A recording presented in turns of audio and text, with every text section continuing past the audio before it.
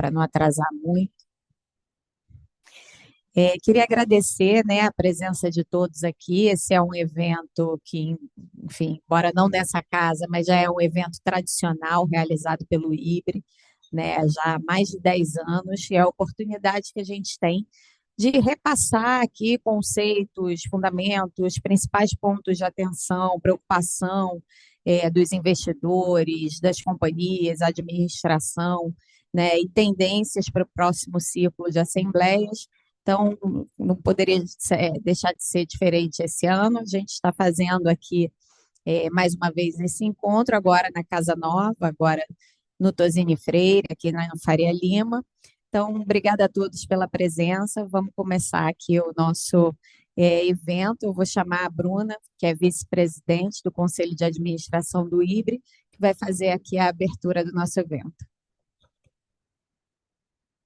Obrigada, pessoal. Obrigada a todos presentes aqui, em nome do Instituto.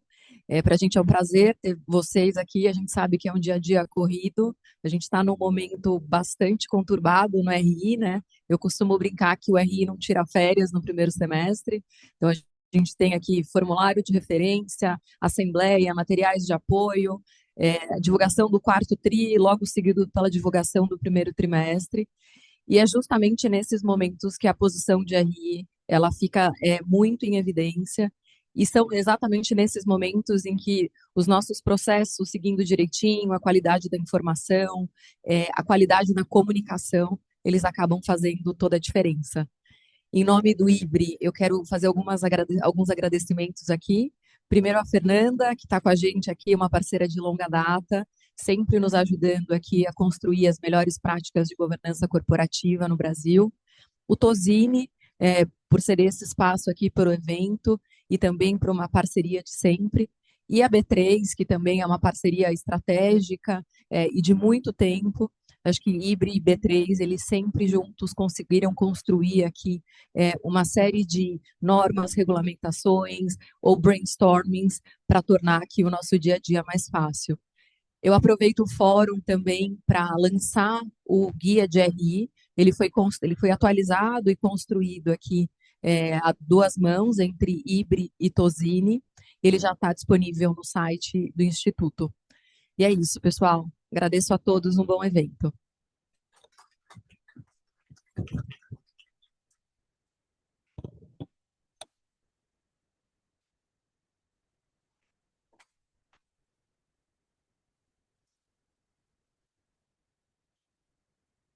Oi, oi.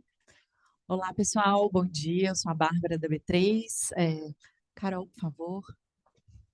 A gente vai. Obrigada, viu?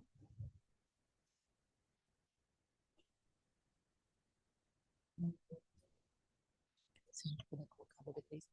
Enquanto a gente vai colocando aqui a apresentação que a gente trouxe, eu queria agradecer bastante aqui o convite do IBRE, o convite da Tosini Freire, da Fernanda. É sempre incrível juntar aqui todo mundo para falar sobre um assunto que é sempre complexo, por mais que a gente todo ano passe por isso, todo ano a gente tem surpresas.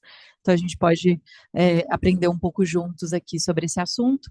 Eu estou aqui com o Rafael Giovannini, superintendente aqui de desenvolvimento de mercado aqui da B3, e a Carol Almeida, ela é responsável pelo atendimento aqui de emissores. Então, a gente vai tentar passar um pouquinho aqui o nosso dia a dia, trazer aqui como a B3 pode ajudar vocês. E se tiverem dúvidas, no final do painel a gente recebe e vai conversando um pouquinho.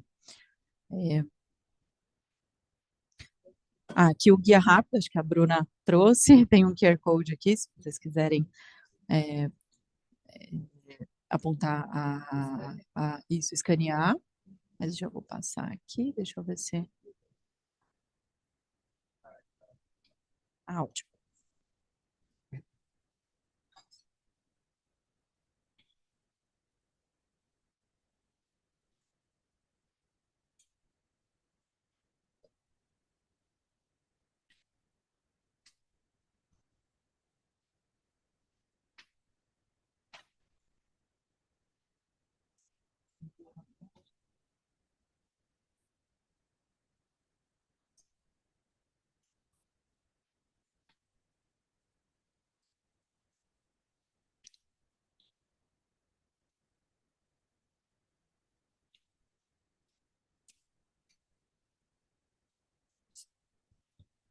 Pessoal, aquela pausa técnica para a gente achar a apresentação. Mas prometo que a gente vai achar. Senão a gente faz a apresentação mesmo. A gente vai aqui de cabeça.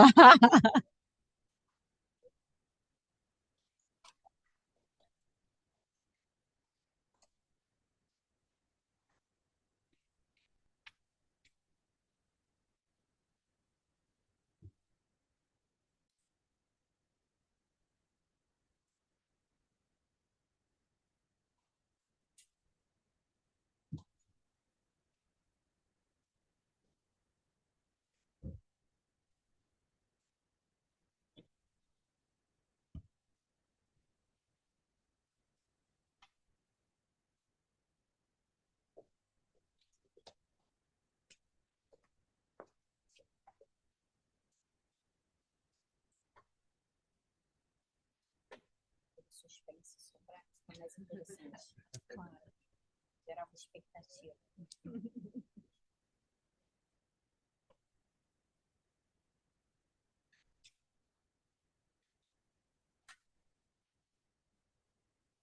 Agora foi, pessoal. Espero que estejam todas vendo. Pode ir? Boa. Bem, gente, de novo, bom dia. Incrível estar aqui, o escritório é maravilhoso, adorei. A gente vai começar um pouquinho falando um overview do ano passado. No ano passado, a gente teve, no final de 2024, a gente teve 423 companhias sujeitas, né, a disponibilizar o BVD e a gente recebeu 295 companhias, 295 BVDs. Acho que é um número legal aqui da gente trazer. Junto com isso, a B3 recebeu mais de 60 mil instruções de votos. E grande parte dessas instruções a gente recebe ali em abril, que eu acho que a maior parte das assembleias acontece em abril, e mais ou menos 15% desses votos a gente recebe um dia antes do prazo ali, daquele prazo de 4 dias. Então, acho que é um dia agitado ali para todos, né?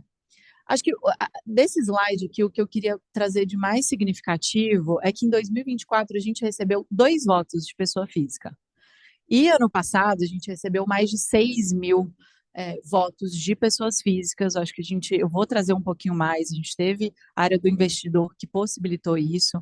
É muito bom para cada companhia avaliar a sua base, quantas pessoas físicas tem na base, percentual de pessoas físicas que podem votar e entender, né, o quanto vocês podem agregar com isso. Então, acho que é muito interessante para esse público também poder participar. Obviamente, aqui a maior parte desses investidores que utilizam o BVD é o investidor estrangeiro, a gente teve alguns fundos locais, e acho que um percentual aqui interessante é que 25% dos investidores votam entre 5 e 50 assembleias. Então, eles participam de várias assembleias, é um momento também bastante agitado e com muita análise aqui para esse público. Um mapinha aqui bacana. No Brasil, a gente teve aqui 37% das instruções de voto veio do Brasil, muito por essas pessoas físicas que estão votando. Estados Unidos, Canadá, Irlanda, Luxemburgo. Então, a gente tem uma diversificação boa aqui. O objetivo é cada vez mais a gente facilitar com que todos os investidores consigam votar nas assembleias e que isso aumente. Eu vou passar aqui para o Rafa para ele trazer um pouquinho a visão aqui de enforcement. Bom, obrigado. Primeiramente, agradeço ao IBRE, ao Tosini pelo evento, pelo convite e parceria de sempre. Eu tenho alguns aspectos para trazer aqui com vocês. Foquei um pouquinho mais no balanço geral do nosso enforcement. Eu trouxe um pouquinho de 24 e 25. Eu sempre gosto de começar falando, na verdade, de 2018, para mostrar que as coisas estão melhorando em termos de assembleia. A Carol estava comigo à época lá dessa enxurrada de notificações que nós tivemos. Lá em 2018 nós tivemos 110 notificações, muito por conta daquela questão dos boletins de voto à distância, mapas de votação, que o mercado ainda estava internalizando o que estava acontecendo com a regra nova da CVM. Né? Ali começamos, então, em 2015 com as companhias que eram de Bovespa, depois foi para a IBRX 100, aí abriu para todo mundo em 2018 e, enfim, muita gente, infelizmente, tropeçou ali nos mapas naquela época. E isso foi seguindo, a gente, em 2025, teve 25 notificações, mas não significa que são 25 infrações. Cada notificação contempla ali uma série de, enfim, infrações aos normativos, mas focando em assembleia, o ponto segue sendo mapa, em especial. Então, acho que aqui a atenção que a gente precisa ter um pouquinho redobrada agora é mapa. A CVM mudou a regra recentemente por força da 204, alterando 81. Eu vou explicar um pouquinho qual que é a dinâmica dela, mas um ponto que chama atenção também de 2025 diz respeito à realização das assembleias. Eu trouxe como aprovação das demonstrações financeiras em assembleia, mas aqui tem uma miscelânea de coisas. Não apresentou o edital, não conseguiu fazer a convocação. Aqui muito relacionado àquelas companhias que estão em recuperação judicial, recuperação extrajudicial, ou algum grupo de algumas companhias que não conseguiu entregar, fazer a assembleia, entregar a demonstração financeira, aprová-la por conta de alguma particularidade específica. Então, isso chamou atenção em 2025 também. Mas o foco mesmo, gente, é mapa de votação à distância. Se puder passar, por gentileza. Então, aqui só para relembrar e trazer a dinâmica de uma forma mais digerida dos mapas, da forma atualizada, a gente tem, então, que entregar 24 horas antes da Assembleia o mapa da depositário central, com os votos recebidos pelo depositário, se houver, o mapa do escriturador e os mapas recebidos diretamente pela companhia. Obviamente, se você tiver a recepção desses mapas em tempo de você fazer o mapa sintético consolidado, você pode resumir todos eles em apenas um mapa. Então, ao invés de entregar 3, você entrega um que é o consolidado. Aí, obviamente, vai ali para a hora da assembleia, tem os votos proferidos no conclave, e aí você faz a somatória para divulgar para o mercado, né? Então, você divulgaria o mapa de votação resumido aqui para o mercado. Se você tiver tempo de fazer o detalhado, que é aquele que abre individualizado, acionista por acionista, 5 primeiros dígitos do CPF ou CNPJ, e você divulgar até um dia útil após a realização da Assembleia, você está dispensado de apresentar o mapa de votação resumido. Então, num cenário que você pode ter basicamente 1, 2, 3, 4, 5 mapas, você pode apresentar a rigor apenas 2. Tá? Um lembrete importante para as assembleias aqui. Claro, fica à vontade, Carol. Acho que tem que se ligar em cima. Oi, pessoal, bom dia. Mais uma vez, obrigada pelo convite, obrigada, Tozini, obrigada ao pessoal do IBRE também, aqui na presença da Bruna.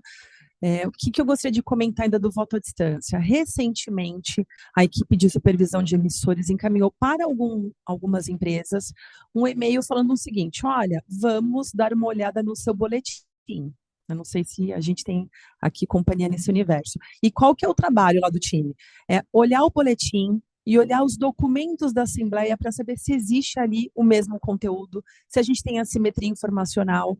Uma vez verificada determinada inconsistência ou dúvida, o time entra em contato com vocês ali no prazo ainda de possibilidade de reapresentação do boletim ou do documento da Assembleia para que as informações sejam iguais no que se pode, tá bom? Obrigada. Imagina, ótimo ponto, Carol. Aqui outro ponto que eu gostaria de trazer diz respeito a um lembrete sobre o anexo ESG, né? Nós tivemos ali o anexo ESG editado no modelo Compare Explain. No ano passado, tinha que ter a primeira pessoa mulher ou de membro de comunidade subrepresentada eleita. Em 2026, você precisa ter a segunda pessoa ou, obviamente, ter a explicação nos campos específicos do formulário de referência. Os demais pontos de política de indicação com critérios de diversidade, práticas de remuneração já entraram em vigor em 2025 também para Compare Explain. Mas eu gostaria de fazer esse lembrete da segunda pessoa aqui para a eleição nesse ano e trazer também alguns dados que aí eu vou tomar a liberdade de ler aqui no slide, porque são muitos percentuais, sobre o relatório de lideranças plurais de 2025, feito pela B3 em parceria com a Locomotiva. 77% das companhias listadas estão alinhadas ao critério de diversidade previsto no anexo ESG pelo levantamento. 75%, pelo menos, uma mulher integrando órgãos da gestão, 65% uma mulher em conselho de administração, 46% uma mulher na diretoria, 3 em cada 10 companhias declaram ter 2 ou mais mulheres no conselho, então é um progresso em comparação àquilo que a gente viu em anos anteriores. 17% pelo menos tem um integrante pardo nos órgãos de administração, 3% uma pessoa com deficiência e 2% a presença de pessoas pretas nos órgãos da administração. Então, aqui a gente tem um campo ainda farto, né, para a gente caminhar e evoluir, mas já conseguimos ver, em comparação com anos anteriores, algum avanço. E, se puder passar, por gentileza, o último tópico que eu queria trazer para vocês, esse aqui, eu não sei se está no radar de todo mundo, mas é algo relevante para as assembleias, é a edição da Lei 15.177 de 2025. Ela entrou em vigor no dia 24 de julho, então ela já seria aplicada para assembleias desse ano. O ponto aqui, ele é especialmente para empresas estatais, que trouxe realmente uma reserva mínima de 30% de participação de mulheres no conselho de administração das estatais, e aqui é progressivo. No primeiro ano, que seria este, você tem que ter 10% de membros mulheres no conselho de administração, no próximo ano 20% e no ano seguinte 30%. E aí, depois deste ano, 30% desses 30% tem que ser formado por mulheres negras ou com deficiência. Isso é relevante para as estatais, mas também tem um ponto específico de alteração da 6404, no artigo 133, que diz respeito à proposta da administração. Na proposta da administração, todas as companhias têm que prever a política de equidade aplicável. E a Lei 15.177 traz alguns aspectos específicos que essa política tem que prever. Aí, o que a gente acabou enfrentando aqui ao longo do tempo? Poxa, temos a política de equidade e, ao mesmo tempo, temos o anexo SG. Como é que a gente faz para cumprir essas duas regras? Gente, anexo SG ali é a medida número 1, que é a de eleição de mulher ou membro de comunidade subrepresentada. A gente tem os grupos muito similares, né? O anexo SG é um pouco mais abrangente, né? Porque ele não se restringe a mulheres, ele compreende também, por exemplo, indígenas, membros da comunidade LGBTQIA+. Mas se você cumpre essa lógica de ter uma mulher negra, por exemplo, você já estaria cumprindo a integralidade do anexo ESG. E em termos de medida 2, que é a política de indicação ou prever os critérios de indicação de diversidade no Estatuto Social, a B3 entendeu que pode ser cumprido pelo relatório de administração. Obviamente, se você contemplar os critérios previstos no anexo SG. Então, você tem os critérios da lei, você tem os critérios do anexo, que até coloquei ali em letras pequenas: complementariedade de experiências, diversidade em matéria de gênero, orientação sexual, cor ou raça, faixa etária e inclusão de pessoas com deficiência, para a gente estar cumprido. Nós colocamos também no anexo SG o ponto do formulário de referência, onde essa explicação deveria constar, mas, uma vez constando na política de equidade, a B3 dispensa o cumprimento via formulário de referência. E nós trouxemos aqui essa explicação mais detalhada no Guia das Companhias que nós divulgamos na semana passada. Tem um QR Code aqui para quem tiver interesse de ler o tema. Como foi a principal alteração realizada no documento, ela está bem simples ali, destacado em amarelo. Esses eram os pontos que eu tinha para dividir com vocês hoje. Eu agradeço novamente aqui o espaço. E quem tiver dúvida, a gente sabe que é bastante coisa, entre em contato com a gente que a gente pode fazer uma agenda, estamos super à disposição, Rafa está super à disposição e a gente entende caso a caso aqui. Continuando aqui a nossa agenda, vou trazer aqui algumas orientações que a gente enviou para todo mundo de boas práticas aqui na Assembleia. Acho que o primeiro ponto aqui que eu vou passar para a Carol é para ela explicar um pouquinho dos acessos e esses novos acessos que a gente tem trazido. Tá bom, obrigada, Bá. Então, na segunda metade do ano passado, nós encaminhamos para todas as companhias um e-mail dando conta do acesso ao B3 Way. Então, o B3 Way é uma plataforma onde a companhia vai acessar e vai ter diversas opções de consulta ali dentro, né? Então, hoje não, né? Então, até o ano passado, a gente tinha o ENET para acessar, encaminhar ali os seus documentos, os periódicos e eventuais. Então, nós temos agora o B3 Way. Dentro do B3 Way, nós temos os cards de acessos. Então, nós temos um card que é de envio de informações periódicas eventuais, então, fato relevante, os dados de assembleia, formulário de referência, TR-DFP, por esse card. E nós temos também um card do Cicorp. Então, o que a gente está fazendo agora no comecinho desse ano? Nós identificamos 198 companhias que ainda não acessaram o B3 Way.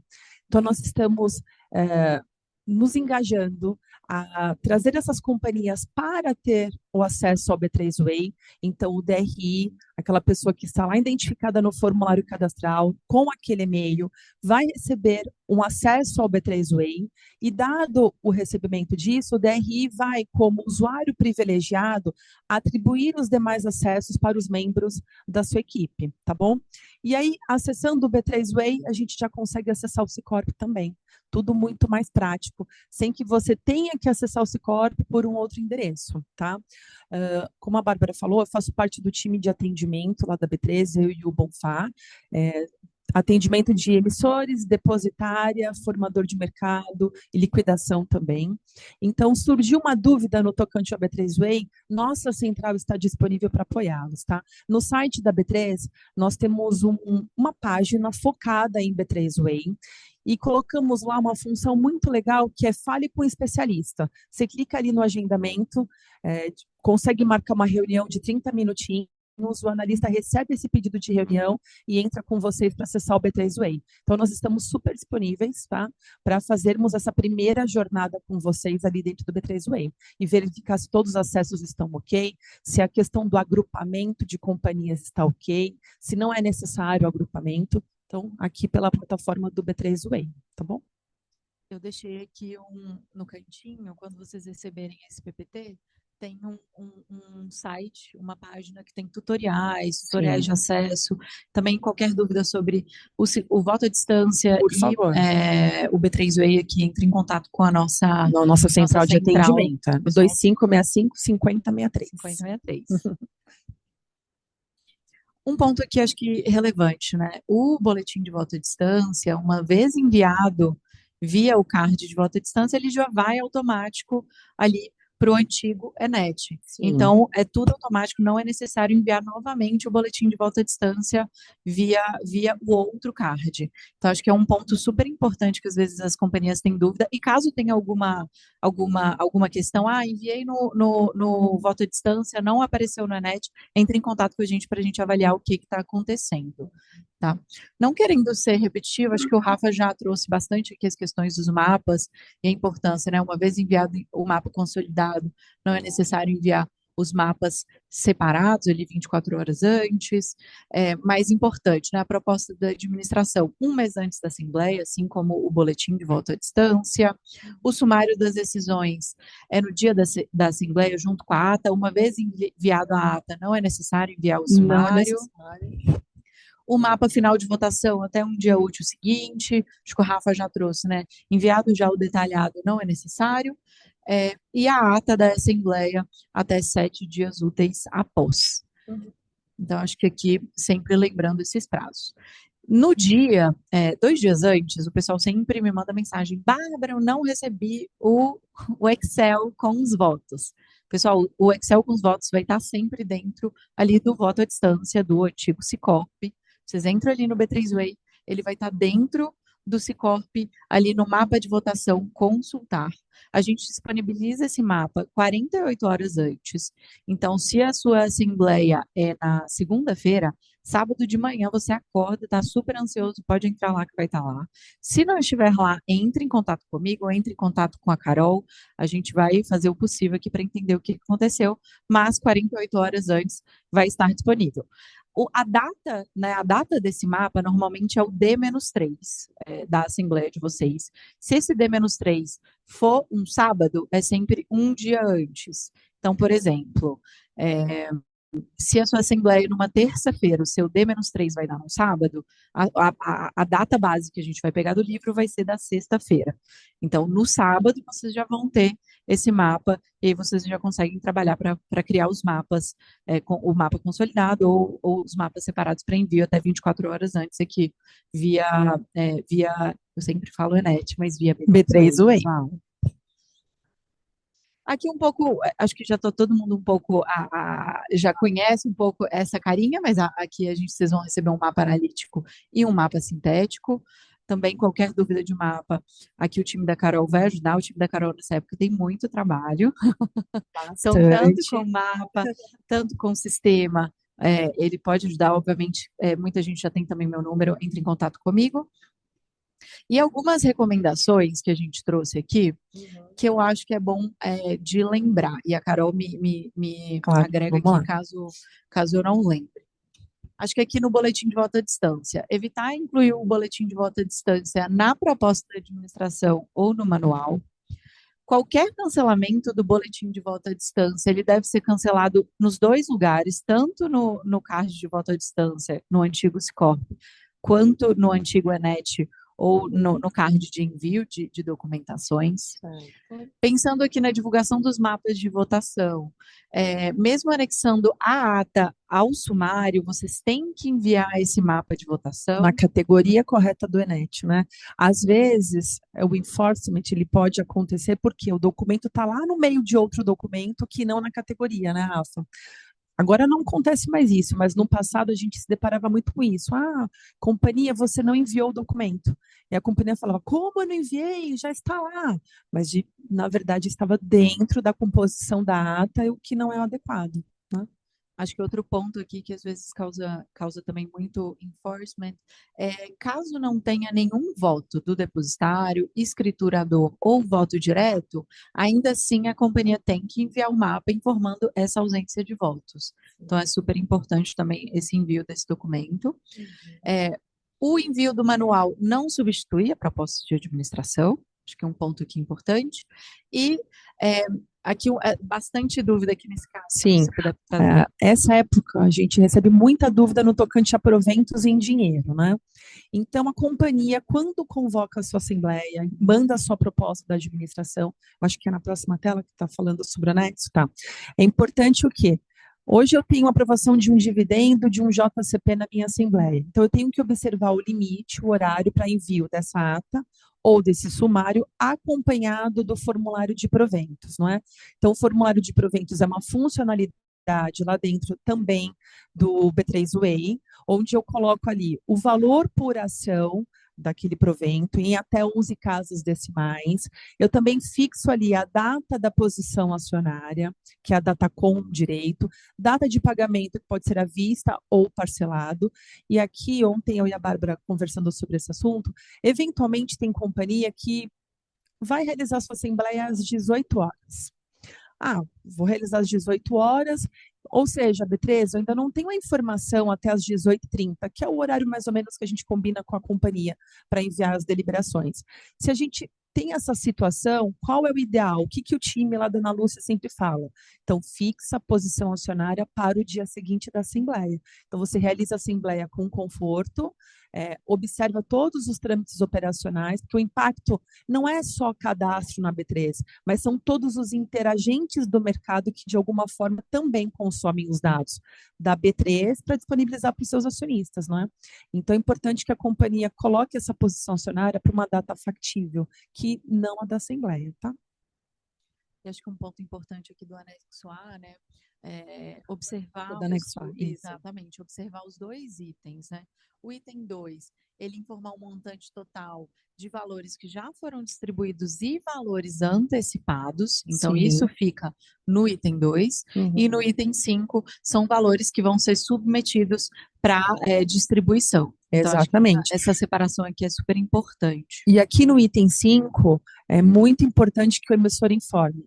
Se eventualmente aquele JCP ou aquele dividendo pode sofrer uma alteração do seu valor, na proposta, a companhia precisa indicar que a estimativa do valor por ação é essa, mas que poderá sofrer alteração até o dia da sua aprovação.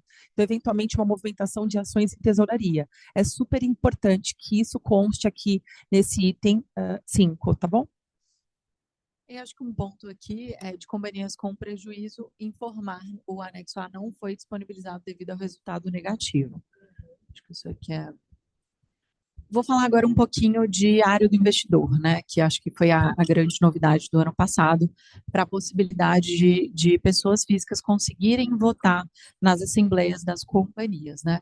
Acho que a gente tem essa área do investidor e a gente disponibilizou para votação de fundos em 2024.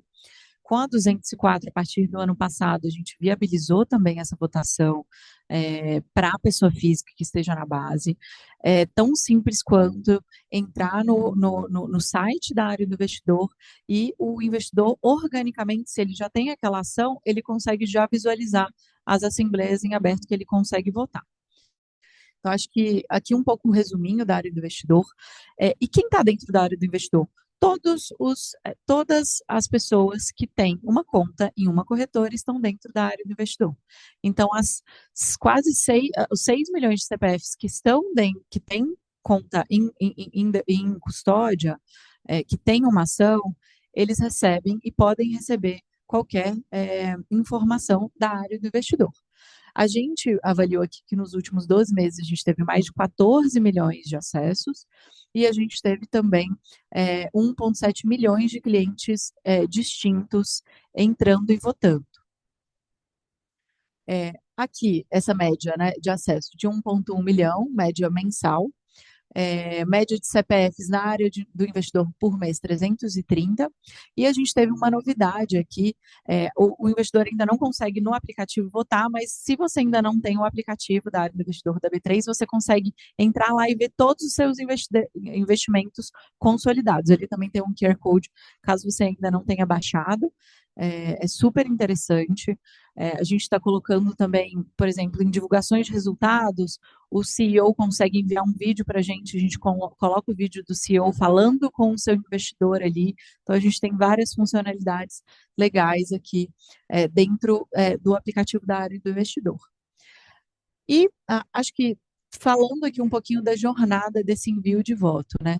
O investidor, ele vai, conforme eu falei, ele consegue entrar ali pelo seu CPF, ele entra e já tem um cardzinho ali, que ele tem uma assembleia disponível, e esse cardzinho aqui do lado esquerdo embaixo, são todas as assembleias disponíveis para aquele investidor, e ele consegue visualizar o boletim de voto à distância e votar, e já recebe diretamente. Esse voto vai estar dentro do mapa da central depositária, então ele já recebe direto junto ali no Sicorp essas votações, esses votos via área do investidor.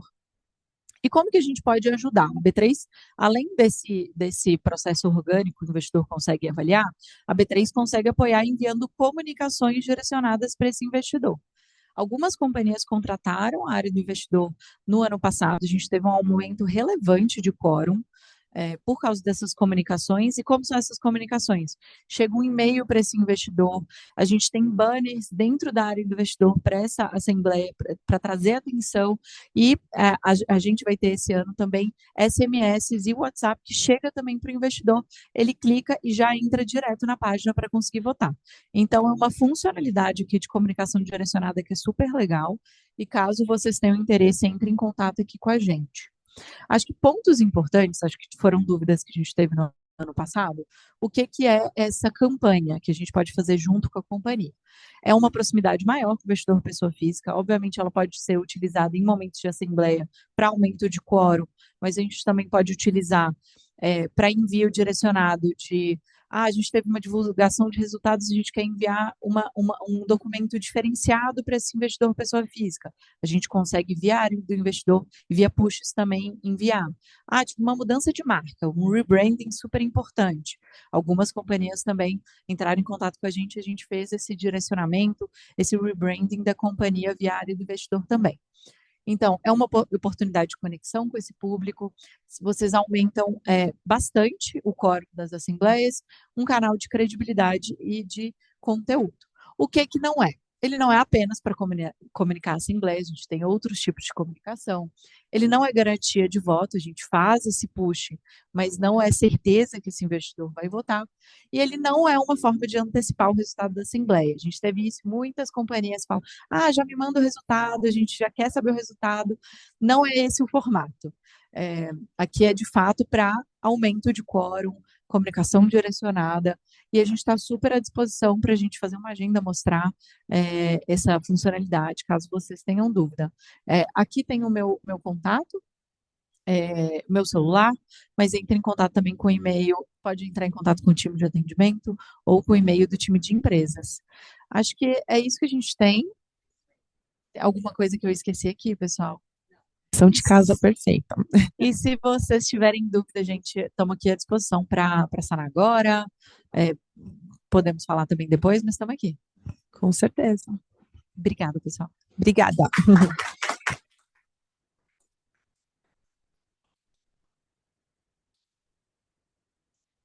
Acho que podemos.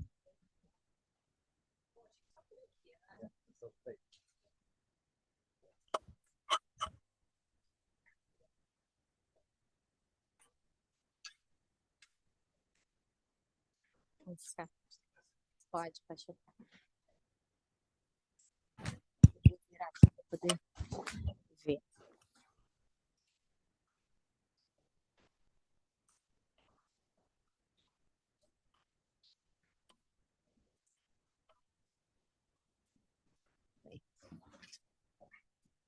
Esse a gente pode até.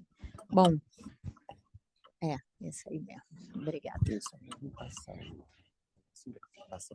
passar? Não, passador. Você passa ou é que eu passo? Só ver para qual que...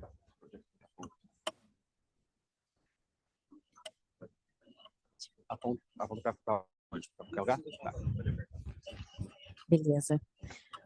Bom, vamos lá. Acho que foi ótimo aqui a apresentação da B3, é sempre muito esclarecedora, né?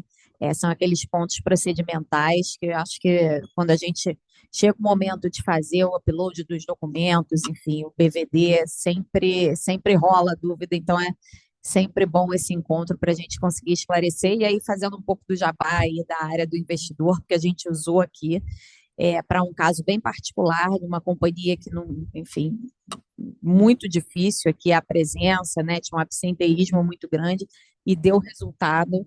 Foi a participação recorde de investidores na Assembleia da companhia, então acho que é um instrumento super efetivo de comunicação direta com o investidor, né? Que eu, particularmente, aqui nesses anos de experiência, é o que eu vejo como diferencial, né? As companhias têm aqueles canais oficiais, né, que é de comunicação com o investidor, como a CVM determina que elas se comuniquem, mas acaba ficando muito distante, né? Então, acho que esses instrumentos, eles ajudam muito a aproximar a empresa do investidor, a entender, como eles colocaram, que é um canal confiável, né, de credibilidade, o investidor se sente seguro em fazer, né, em ter acesso às informações, enfim, ali por meio desse canal. Então, acho que fez uma diferença muito grande, sou total fã aqui do instrumento.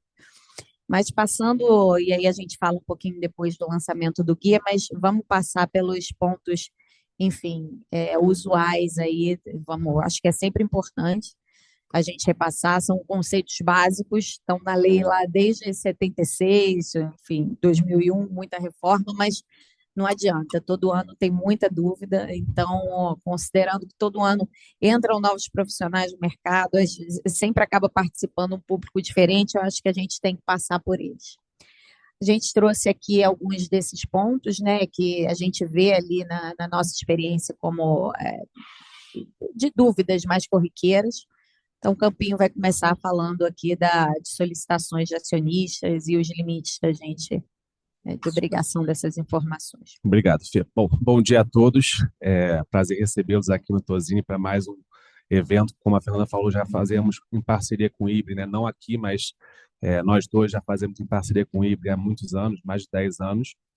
E como a Fernanda falou, esse momento da AGO, principalmente entre as divulgações das DFs e a própria Assembleia, é o momento em que, em geral, há maior interação entre acionistas e a administração da companhia, o time de RI da companhia, né? Principalmente acionistas minoritários que costumam pedir informações, enfim, esclarecimentos, e volta e meia se depara com questionamentos e dúvidas sobre a extensão desses pedidos, do que tem que ser atendido, o que não precisa ser atendido, o que deve ser informado e o modo como deve ser informado e os procedimentos adequados para isso. O primeiro ponto aqui é a questão da indicação de candidatos para o Conselho de Administração ou Conselho Fiscal, né? Acho que já é um aspecto que está muito bem regulado na Resolução 81, questão de inclusão de BVD, mas é sempre bom relembrar não só prazos, mas procedimentos.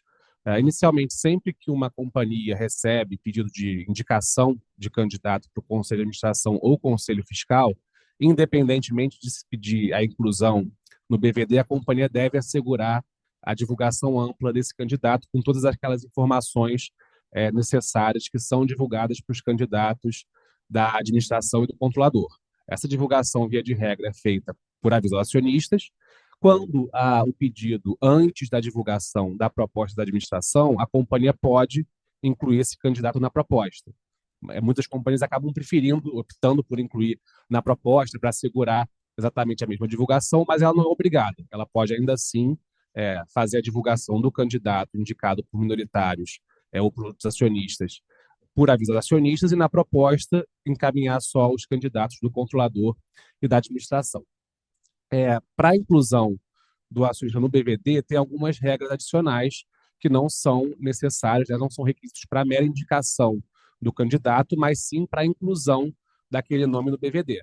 Então, se a companhia recebe uma indicação fora desse prazo ou por um acionista que não tenha o percentual mínimo, ainda assim ela deve receber, deve divulgar, ela simplesmente não precisa incluir esse candidato no BVD, que é aquela indicação até 25 dias antes da Assembleia, e o atendimento ao percentual mínimo previsto ali no anexo N da Resolução 81.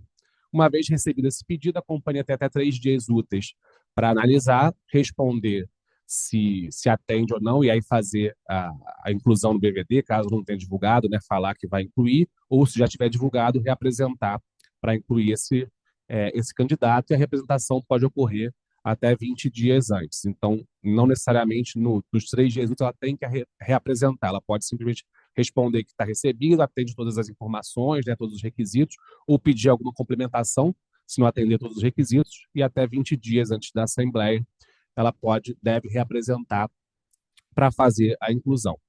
Um ponto que a Fernanda vai até falar depois, quando falar de novidades, mas que eu acho que já vale antecipar aqui, que foi objeto de uma decisão da CVM no ano passado, e que, às vezes, né, a gente se depara com questionamentos nesse sentido, é que quando o acionista atende esse percentual mínimo, solicita a inclusão do candidato e a companhia reapresenta o BVD, inclui o candidato e depois verifica que esse acionista zerou a posição ou reduziu a posição para menos do que aquele percentual, o candidato deve ser mantido no BVD. Ainda que você esteja antes dos 20 dias e você pudesse reapresentar, a companhia não pode espontaneamente, de ofício, reapresentar o BVD para excluir esse candidato pela mera redução do percentual. Então, o que tem que ser verificado é se ele atende no momento do pedido, atende, inclui, eu não posso, de ofício, excluir.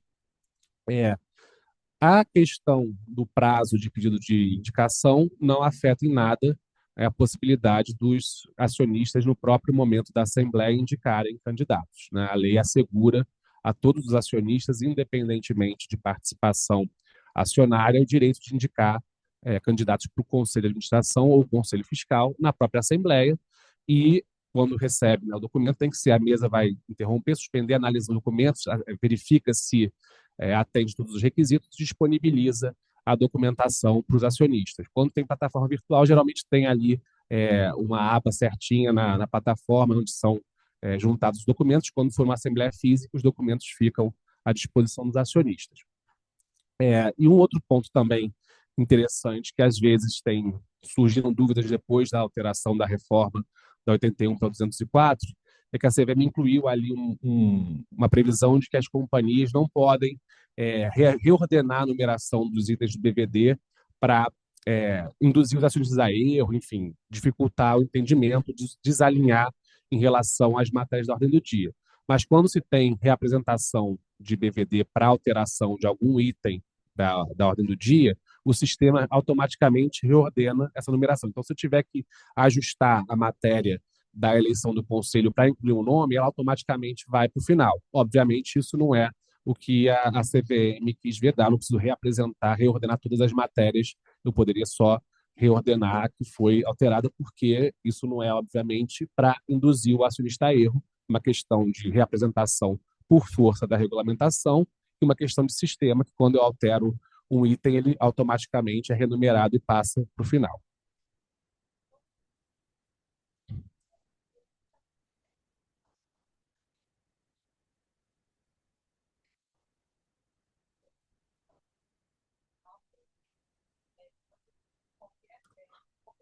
A indicação pode ser feita por qualquer acionista presente, a indicação, né? E aí a votação vai seguir, enfim, a forma de votação que for aprovada. Mas qualquer acionista pode ter uma ação, ele tem o direito na Assembleia de indicar, na Assembleia ou antes, o percentual mínimo é só para solicitar a inclusão no BVD.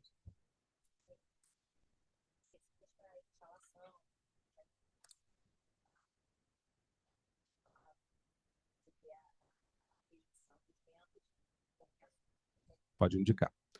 Um outro também pedido que é usual nesse período, principalmente entre o começo do ano e a AGO, é a lista de endereços de acionistas, e é algo que também, principalmente companhias que se deparam com acionistas ativistas, que por vezes querem essas informações para outros fins, costumam apresentar. Essa lista de endereços, que é diferente do registro, né, do livro de acionistas previsto no artigo 100 da Lei da SA, ela só pode ser solicitada por uma finalidade específica, que é a obtenção de informações, né, de contato dos outros acionistas para fins de pedido de procuração para alinhamento de votação. Então, é importante sempre destacar que ela não pode ser solicitada para outras finalidades comerciais, por exemplo. E é comum, é usual a gente ver muitas vezes acionistas que pedem porque querem ter algum tipo de informação da base acionária, querem ter contato de pessoas para até oferecer serviço, eventualmente, enfim, corretoras, e não é para essa finalidade, a administração pode se negar a disponibilizar essa lista, caso o acionista não declare que a lista foi pedida para esse fim. Quais são as informações que devem ser disponibilizadas caso haja essa solicitação?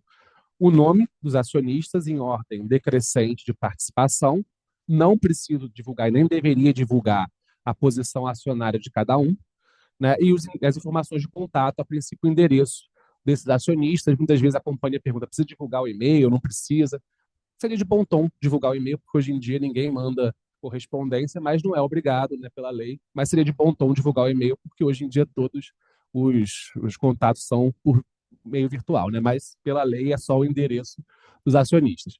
O período de solicitação também, para fins da AGO, é desde o primeiro dia do exercício social até a data da AGO. Quando for para uma AGE, uma Assembleia Geral Extraordinária, a partir do momento em que foi feita a convocação ou que teve um ato, né, divulgado um ato que imponha a convocação dessa AGE, por exemplo, divulgou um fato relevante que vai ser realizado uma incorporação. Não convocou a Assembleia ainda, mas é um ato que necessariamente depende da convocação, já poderia começar a solicitar.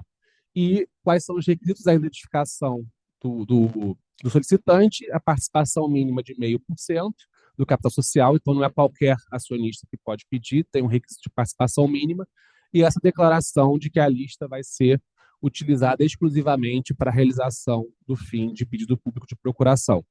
Tá? E isso é importante hoje em dia, até por questões de LGPD, como você vai divulgar nome, endereço, eventualmente contato de e-mail, restringir, né, solicitar essa declaração quando o pedido não vem acompanhado dessa declaração, muitas vezes é uma precaução relevante para que eu possa compartilhar informações pessoais dos acionistas por força de lei, que é uma das exceções da LGPD para vedação a compartilhamento de informação pessoal com terceiros. Então, essa declaração, que já era um elemento importante para evitar compartilhamento quando o fim não é aquele, com a vigência da LGPD nos últimos anos passou a ser ainda mais relevante. O prazo para atendimento de 3 dias úteis, e além desses requisitos, a companhia não pode exigir nenhum requisito ou condicionar nenhum ato adicional, não pode exigir pagamento pelo acionista, nada disso. Atendido esses requisitos, ela tem que disponibilizar. E essa lista é diferente da certidão dos livros sociais, que aí tem a informação de participação acionária, né, quantas ações cada acionista detém, e só pode ser solicitada para fins de defesa de interesse pessoal, enfim, questões realmente de processos judiciais, e o acionista que solicita tem que informar qual que é o interesse pessoal a ser defendido. Também não é um mero interesse comercial, não é mera conveniência, tem que ser alguma questão mesmo de um direito subjetivo ou potestativo a ser defendido por esse acionista, a ser protegido, né? E um outro aspecto também, questionamentos na própria AGO, ou às vezes feitos antes por e-mail para o time de RI. A AGO é o foro principal e mais adequado para que haja esse tipo de interação entre acionista e administração, esclarecimentos em geral, mas não é todo tipo de informação e nem por todo meio que a administração está obrigada a atender. Demonstrações financeiras, qualquer tipo de questionamento específico sobre a demonstração financeira, dúvidas, esclarecimentos, às vezes alguma abertura necessária para o entendimento de algum valor reportado, qualquer acionista tem direito a solicitar esse esclarecimento na AGO, seja para o administrador, seja para o auditor independente. Caso tenha conselho fiscal, também pode pedir alguma informação ao conselheiro fiscal sobre o parecer, sobre a opinião, e a administração é obrigada a apresentar esses esclarecimentos. O que acontece muitas vezes? Acionistas enviam e-mails para as companhias pedindo uma série de abertura de informação e esclarecimento antes da Assembleia. A gente, enfim, embora não necessariamente seja vedado caso não tenha nenhuma informação relevante, a gente, inclusive, recomenda que não seja feito o esclarecimento por e-mail ou por meio privado, porque tem que garantir uma simetria de informação. Então, recebeu esse questionamento, tem interesse de apresentar um detalhamento maior, acha que é importante, entende que tem pertinência, informa que vai responder, leva para a Assembleia, informa que recebeu esses questionamentos e apresenta as respostas na própria AGO, né, para assegurar que todos os acionistas vão votar e deliberar com base naquelas informações, não vai ficar restrito ao acionista que pediu a informação. Também eu acho que esse ponto tem sido, né? Pelo menos a gente tem visto muito isso na prática, né? De pedido de informação realizado por acionista, e é importante falar sobre isso, né? O acionista ele tem direito a determinadas informações, a AGO é o momento, né? É o foro específico, a gente brinca aqui que é o Réveillon, né? Assim, é o momento de olhar para as demonstrações financeiras, é o momento que você vai deliberar sobre a tomada de contas dos administradores. Então, esse é o foro mesmo de prestação de conta, de tirar dúvida. Às vezes a gente passa um pouco batido sobre isso, parece um pouco tabu falar sobre isso pela dúvida, né? Informa mais, informa menos. As informações deveriam estar completas, né, publicamente disponíveis por ocasião da Assembleia. É isso, as informações devem ser completas, verdadeiras, úteis, suficientes, deve ter umas 10 qualificações ali que a CVM coloca, né, nas resoluções, para mostrar a necessidade, né, de quantitativa, qualitativa, enfim, suficiência das informações que devem ser prestadas ao mercado, né, pelas companhias. Então, isso deveria estar lá, todas as informações que são relevantes, são necessárias à tomada de decisão, já deveriam vir na proposta da administração.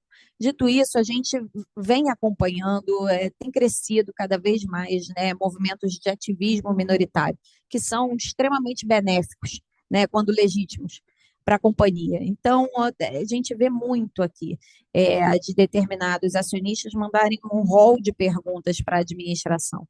O foro, o ideal, deveria ser na Assembleia, né? Até porque ela está intimamente veiculada com o quitos, né, dos administradores, porque a tomada de contas, né, e a aprovação, ela exonera de responsabilidade o administrador, desde que essas informações sejam completas, que os acionistas tenham todas as informações disponíveis, né, para aprovar ali a tomada de contas do administrador. Então, aquilo que é conhecível pelo acionista, porque se não for, depois não é blindado, o administrador não está blindado pelo quitos, né, pela exoneração pelo acionista. Então, isso aqui é um ponto que é relevante. Agora, tem limite para esses pedidos. O acionista pode pedir qualquer informação relacionada à companhia? Óbvio que não. Não pode, né? Tem questões que beiram ali o abuso. Então, relacionado ao exercício social, operações realizadas, enfim, se eu vou aprovar a tomada de contas e aquilo ali não está claro, o acionista pode pedir operações realizadas no exercício, informações relativas aqui à abertura de contas em demonstrações financeiras. Isso tudo a companhia tem que estar preparada. É por isso que a lei exige a participação dos administradores, a participação do membro do Conselho Fiscal, do auditor nesse foro específico, para que ele tenha todas as informações para fornecer ao acionista caso perguntado. Inclusive, a lei, ela coloca ali, né, que o acionista, se a Assembleia entender que faltam esclarecimentos, ela pode, inclusive, suspender a deliberação, determinar a diligência e depois retomar a Assembleia para, enfim, deliberar sobre essas matérias. Então, acho que isso aqui é um ponto para a gente, que a gente recebe sempre muita dúvida. Então, esse é o foro, mas tem limite ali às informações, tá? Não é qualquer informação que a companhia está obrigada a responder. E a gente vê que, normalmente, vem o acionista, se ele se vê, abre ali, faz uma série de questionamentos, às vezes que não guardam relação com a ordem do dia, e tem que guardar relação com a ordem do dia, porque se for alguma coisa que fuja ali, a administração não está obrigada a fornecer. Então, e aí vai para a CVM. Mas isso é importante ficar claro para evitar que, ao mesmo tempo, né, a administração se negue, se furte a passar informações que são relevantes, que o acionista tem direito a receber, e, ao mesmo tempo, não passe informações que são ali, entrem, né, informações que estão respaldadas por sigilo da companhia, por ser comercial, enfim, ou uma informação relevante, né, um fato relevante precisa ser divulgado de maneira com simetria informacional, tempestiva, enfim. Então, acho que esse é um ponto importante aí da gente debater. Exato. Além dos esclarecimentos com relação a demonstrações financeiras, contas, os aspectos financeiros, a lei prevê algumas hipóteses em que acionistas com mais de 5% ou percentual inferior, conforme a resolução 70 diminua, se questionarem na AGO, a administração é obrigada a responder. Para as companhias abertas, em geral, acaba que não tem nenhuma novidade, porque são todas informações que as companhias abertas têm obrigação de divulgar periodicamente, né? Quantidade de valores imobiliários negociados, adquiridos, detidos pela companhia e administradores, já tem que divulgar no formulário ali do artigo 11 da Resolução 44, as opções de compra de ações também têm que ser divulgadas, tem no FRE, benefícios e vantagens recebidos da companhia ou de integrantes do grupo tem que constar da proposta da administração em relação à remuneração da administração, né?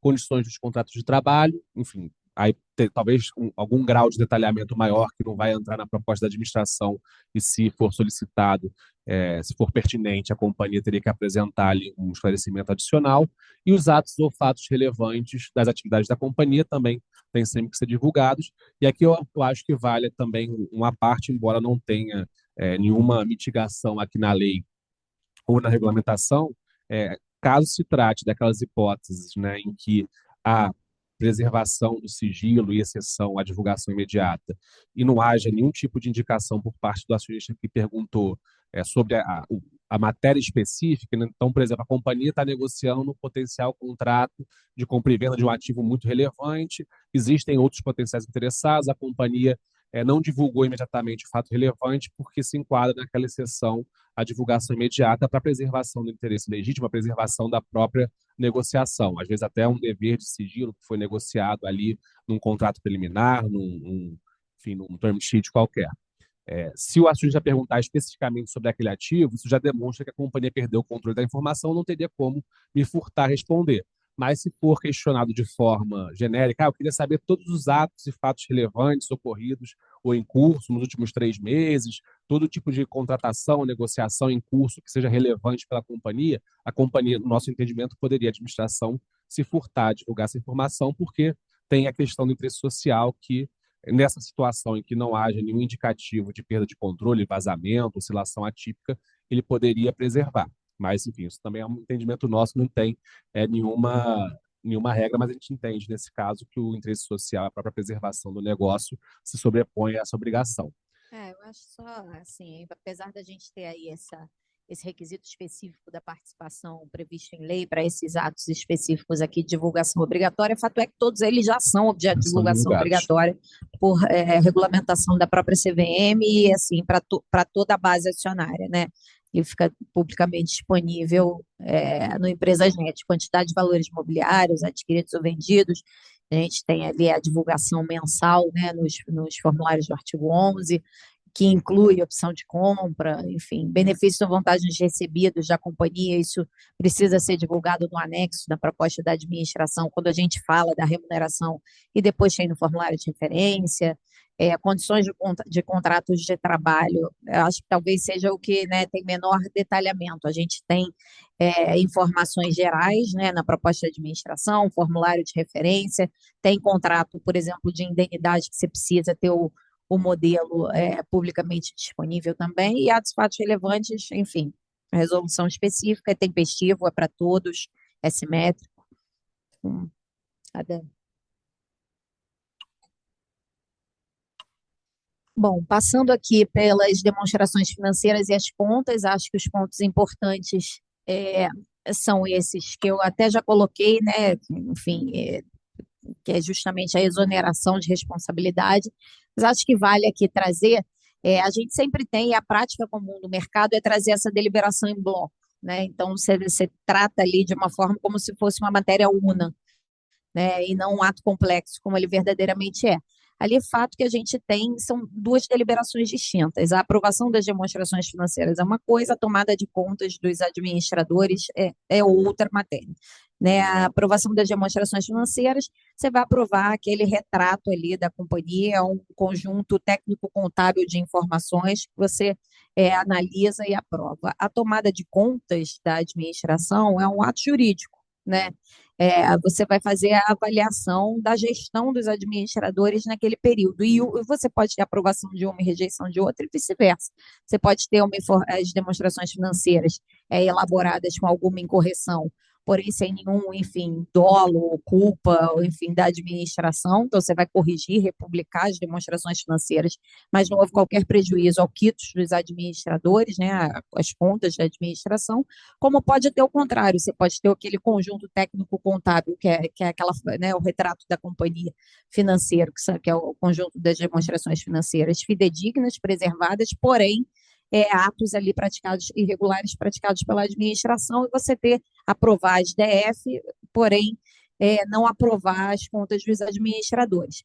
É irregular trazer como uma matéria única? Não, não é. Essa é a prática de mercado no Brasil, a maioria faz, mas pensando estrategicamente em determinadas, né, se você tem ali uma questão mais complexa em termos de demonstrações financeiras, está num cenário de litígio, enfim, acho que vale a pena pensar em separar essas matérias, é como normalmente a gente faz por aqui, porque você pode ter efeitos ali diferentes e você está abarcando numa única deliberação para desconstituir depois as duas matérias previstas numa única aprovação. Então, vale a pena aí analisar o contexto da companhia e pensar um pouquinho nisso. Inclusive, depois o PL 2925, ele deixa essa questão mais, mais clara, né? Ele vai esclarecer bastante, mas a gente ainda não tem, isso ainda está ali para aprovação pelo Senado. Então, o que temos hoje, a dica que a gente dá é olhar para o retrato da companhia e pensar estrategicamente no que faz sentido. Inclusive para fins de conflito, né? Você tem ali o conflito dos administradores para deliberar sobre as próprias contas, mas pode não ter, por exemplo, para outra matéria. Então, vale a pena pensar aqui na companhia, nas características da própria companhia, na hora de você prever isso no seu edital.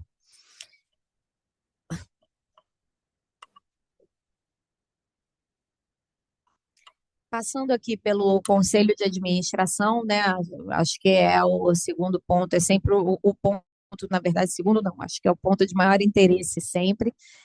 Aí eu brinco que antigamente a gente tinha, quando era contratado para fazer as assembleias, né, a gente tinha um trabalho grosso ali em março para produzir, era um trabalho muito braçal ali na produção dos documentos da assembleia. Hoje essa aí ficou uma parte mais burocrática do trabalho e a gente tem um trabalho todo de novo ao longo do mês de abril, pensando estrategicamente, isso fruto de, enfim, tanto do perfil das companhias, né, de novo mercado, a gente sai daquele perfil de companhias que tinham ações preferenciais e um controle muito bem definido, para companhias agora que têm, boa parte delas, um acionista de referência, um controlador minoritário, um ativismo, a gente tem BVD, agora a área do investidor, então a participação dos acionistas tem crescido bastante, né, nas assembleias, coisa que a gente não via, o absenteísmo era muito grande, porque já se sabia de cara qual seria o resultado daquela votação pela falta de quórum, então hoje em dia não.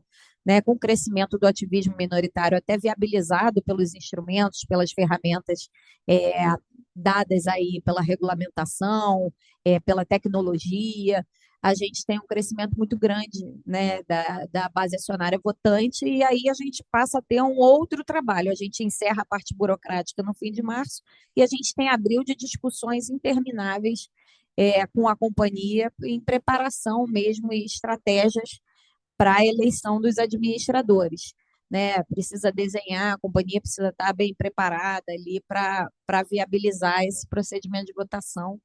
Mas, por outro lado, a gente tem aí ferramentas, plataformas de assembleia que ajudam muito e dão muita confiança ali para a mesa, para a administração, para aqueles percentuais, né, para garantir ali a fidedignidade, a validade daqueles votos e ter o resultado ali confiável, né, dessas eleições. Eu lembro que antigamente a gente fazia no papel, cédula, então eram horas de assembleias de 6 horas de duração, recebendo as cédulas e botando lá na mão no Excel para calcular. Hoje isso acontece em segundos. Aí o jabá ali do Rafael, que está me olhando com um sorriso no rosto, falando, é nós. Mas, então, a gente tem aí, se por um lado a gente tem aí esse trabalho grande, extenso, a gente conta aí com o apoio de plataformas também para ajudar e tornar isso muito mais confiável para a mesa e para a administração também. Mas vale a pena só repassar, porque acaba que sempre perguntam, né?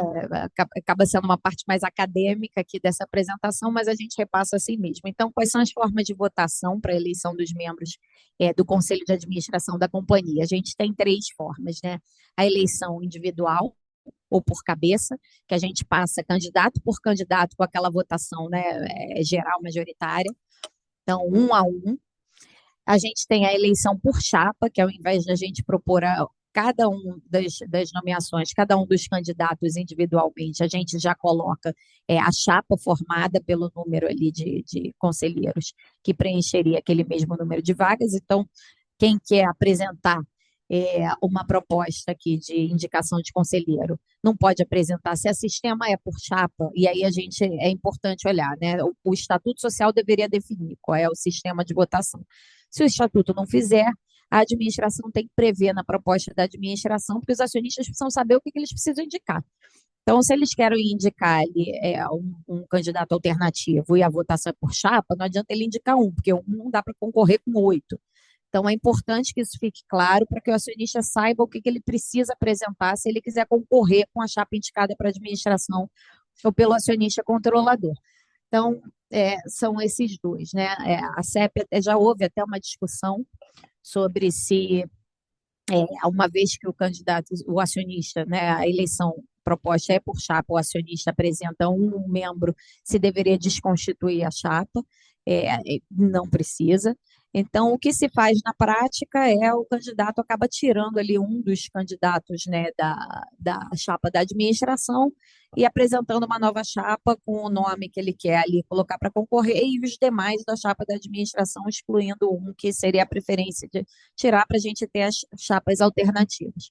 Mas, em resumo, o fato se a eleição é por chapa, o acionista que quer concorrer com a chapa tem que apresentar uma outra chapa. Não vale apresentar um candidato único, e a administração, no momento em que receber essa indicação, pode informá-lo de que é insuficiente, ele precisa apresentar a chapa completa. E aí, a terceira forma, que é a eleição por voto múltiplo, né? Que se você tem a chapa ali, você desconstitui e vai apresentar individualmente cada um dos candidatos, e cada ação vai conferir ao acionista o número de votos equivalente ao total das vagas a preencher. É uma forma de potencializar o voto do acionista para que ele consiga, concentrando as suas ações, ele pode tanto concentrar como distribuir igualmente entre os candidatos, mas a ideia é que ele possa concentrar para poder potencializar o seu voto e ter, assim, mais chances de colocar um membro na administração. Depois a gente tem o colégio em separado. Tá? A gente vai passar depois o voto múltiplo, os percentuais direitinho, a votação em separado, também a votação em separado que a gente tem aqui de peculiaridade em termos de requisito, é que só vale em companhias que têm um controlador definido, até porque a votação é em separado do controlador, né? Então, para que o acionista possa exercer essa prerrogativa, é necessário que a companhia tenha controlador definido. Então, companhia sem controlador, você não tem mecanismo de votação em separado, os acionistas podem se valer aqui a fim de colocar algum candidato só pelo mecanismo do voto múltiplo. Na votação em separado, para companhias que tenham ações preferenciais, né, a gente tem os seguintes percentuais. Então, para ordinárias, para que os acionistas ordinaristas possam eleger pela via da votação em separado, eles precisam ter mais de 15% das ações com direito a voto. Os preferencialistas, mais de 10% do capital social. Se nenhum dos dois colégios conseguir preencher, eles podem acumular, se unir, e aí acionistas preferencialistas e minoritários podem se unir, precisando preencher 10% do capital social para ter o mecanismo da eleição em separado. Vale dizer também que aqui a gente começa, né, no momento da eleição, a gente vai começar pela eleição, se houver pedido de votação em separado, a gente começa por esse, para já segregar, né, vamos fazer a eleição pela votação em separado, elege o membro e aí sim a gente desconta esse membro, vê quantas vagas sobraram, para aí sim fazer o voto múltiplo para que não haja perda, né, do voto. E é importante dizer também que as ações que votarem num dos colégios não participa do outro. Então, se o minoritário optou por colocar suas ações na votação em separado para eleição de membro, essas ações não vão contar, se ele ainda tiver alguma, para participação na eleição via voto múltiplo.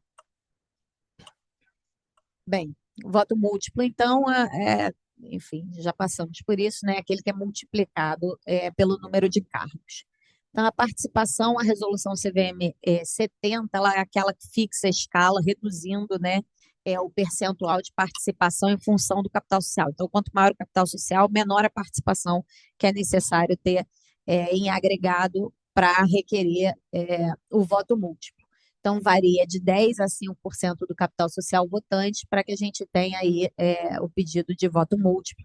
Ele precisa ser apresentado em até 48 horas antes da realização da Assembleia, diferente do voto em separado, pode ser feito até no momento da Assembleia, o voto múltiplo não, até porque, como ele exige uma preparação maior, né, da administração, enfim, para fazer o cômputo, enfim, e os cenários, e dar para o acionista o número necessário para a eleição de um membro, enfim, o procedimento é mais complexo, a lei exige, em contrapartida, que o acionista também se antecipe, e aí ele tem um prazo de 48 horas antes da Assembleia para fazer o pedido de adoção do voto múltiplo. Uma vez recebida a solicitação, a companhia precisa divulgar imediatamente o pedido por meio do aviso aos acionistas, para que os demais acionistas da base tenham conhecimento de que a eleição vai se dar por esse mecanismo e possam também, enfim, se articular, se coordenar para tentar utilizar da maneira mais eficiente possível desse mecanismo de votação. Aqui já é uma decisão antiga, tá, de 2018, mas não custa reforçar, porque a gente vê, às vezes, ainda passando batido, então é importante dizer que a retirada do voto múltiplo só pode ser feita por aquele que pediu, né? E ela pode ser feita a qualquer momento. tanto a lei não exige, como a CVM já apreciou essa matéria, no caso lá em 2018 da BRF, e também assim se manifestou, no sentido de que, ainda que quando houver o pedido de retirada, ele pode ser feito a qualquer tempo, não é preciso respeitar prazo de 48 horas, como é para o pedido de adoção. Então, até o momento ali da eleição, o acionista que pediu pode se articular com o controlador, enfim, incluir nome na chapa. Aí começam, né, uma vez divulgada ali a proposta de administração, começa a movimentação política entre os acionistas. Então, tudo pode acontecer, inclusive que o minoritário consiga, com o controlador, falar, vamos esquecer, como o voto múltiplo ele traz mais instabilidade, né, para a composição do conselho, é possível que o controlador fale, não, vamos fazer pela votação geral, pela votação majoritária, tira o teu pedido, que eu vou botar o teu candidato na chapa e a gente faz. Então, isso pode acontecer, e é direito do acionista que pediu também desistir e retirar o seu pedido. Então, que é importante notar? A gente tem o aviso aos acionistas para divulgar quando há adoção. O acionista que desejar, ele deve fazer o seu pedido. Então, se vai participar pelo BVD, assinala lá, enfim, preencheu o quórum, faz o pedido, independente de que haja já ou não a adoção do procedimento do voto múltiplo já divulgada pela companhia, porque amanhã o acionista que pediu pode retirar e o acionista que imaginava que ia conseguir ali eleger membros por esse mecanismo de votação pode se ver frustrado, né, pela retirada do pedido, e ele vai ter que participar da votação geral e não vai conseguir emplacar o seu membro. Então, quem desejar deveria fazer o seu, independentemente desse mecanismo já ter sido avisado pela companhia de que será adotado. É importante também só ressaltar sempre, né, que como eu coloquei aqui, esse mecanismo do voto múltiplo, ele traz mais instabilidade. Por quê? Porque a destituição de um membro implica a queda de todos os outros, né? Diferente da votação geral, a votação majoritária que a gente tem, você pode ter a destituição de um membro e aí o conselho de administração depois repõe, ou a própria assembleia indica um membro único ali para substituir aquele membro destituído. No caso do voto múltiplo, a destituição de um implica a destituição de todos, e caso haja renúncia, a próxima Assembleia que se realizar precisa eleger também todo o Conselho de novo. Então, ele traz muito maior instabilidade. A ideia disso é justamente impedir que, depois da composição, né, que ela é mais equilibrada pelo mecanismo do voto múltiplo, porque ela permite, né, a potencialização dos votos minoritários, e que ele indique, consiga eleger o seu membro, que não possa depois o controlador convocar uma assembleia e destituir aquele membro, frustrando o direito do acionista. Então, em contrapartida,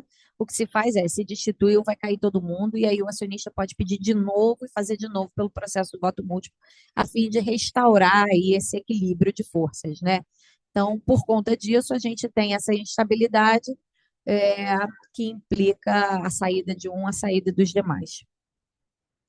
Sobre esse ponto, posso só fazer um complemento? Justamente em vista disso, era muito comum que houvesse, por conta do BVD, os acionistas marcavam pedido de voto múltiplo, até porque aquelas proxy advisors, Glass Lewis, etc., recomendavam, em geral, que fosse marcado tanto o pedido de instalação do Conselho Fiscal quanto o voto múltiplo quando houvesse, enfim, uma pluralidade de acionistas, administradores.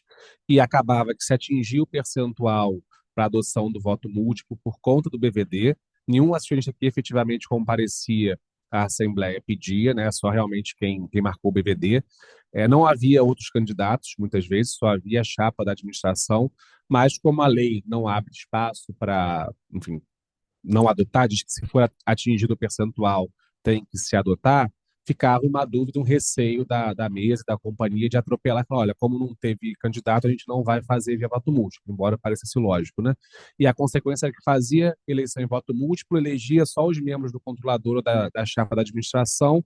Se algum renunciava, ou se havia alguma destituição, uma Assembleia Geral seguinte tinha que refazer toda a eleição.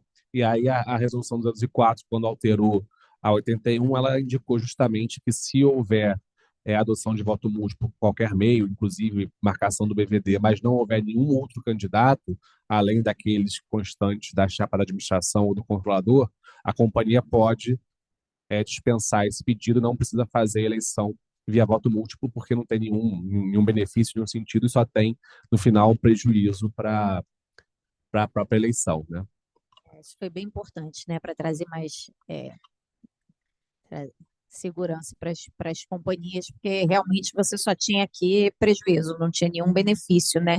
Nem bem o acionista participava efetivamente via o voto múltiplo, né? Porque não apresentava nenhum candidato e a gente tinha uma eleição absurda de voto múltiplo com os candidatos só da administração do controlador. Então, a CVM foi muito feliz aí de deixar claramente aí expresso no ofício circular a ineficácia do instrumento se você não tiver, de fato, a indicação de um outro candidato. Bem, voto em separado, eu já falei um pouquinho dos percentuais, né, que é um dos requisitos para o pedido da votação em separado. Outro ponto que é importante, mas embora estivesse sempre presente ali na lei, acabava que as companhias passavam um pouco por cima, que é a titularidade ininterrupta das ações por 3 meses. Então, diferente do voto múltiplo, que não há esse requisito, no voto em separado, a lei exige que o acionista que requeira, né, mantenha uma titularidade ininterrupta das ações por um período mínimo de 3 meses anterior à realização da Assembleia, o que dá bastante, ou dava, né, porque hoje eu acho que está muito mais fácil isso, mas antigamente dava muito trabalho para as companhias para apurarem e os acionistas para produzirem a informação, já que a lei prevê que é deles essa responsabilidade, né? Então, eu tinha que comprovar ali que durante 3 meses não se desfez de um percentual de ações ali que impactasse esse percentual mínimo. E hoje, como é que funciona isso, né?